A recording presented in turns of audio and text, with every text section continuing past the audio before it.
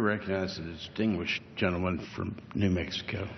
Thank you, Mr. Speaker, and thank the gentleman for yielding. H.R. 511, the Tribal Labor Sovereignty Act, says it all.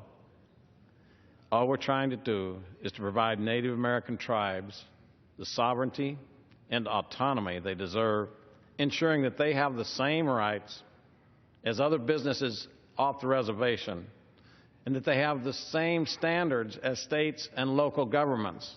Now, we've heard on this floor from those who reject the bill, those who oppose it, that all we're after is decency, safety, and pay.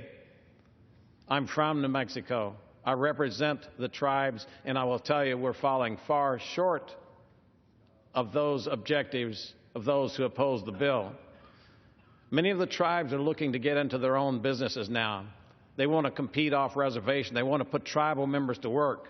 But they're hamstrung by the National Labor Relations Boards, which currently chooses by case basis which tribes are regulated and which are not.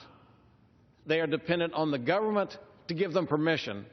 That's not what sovereignty sounds like in New Mexico, and tribes across this country are rejecting the status quo, saying, let us move forward, let us be in charge of our own destiny. We do not want to be responsible, we don't want to be wards of the government any longer. Give us our freedom to compete. And I see tribal companies that could compete easily if they're allowed to by this government. And just the phrase being allowed to by this government is one that chafes and should chafe the Native Americans. So the resulting confusion from the current status quo, which is trying to provide decency, safety, and pay, and is not doing that, the confusion from some being chosen and some not being chosen is one that needs to be overturned.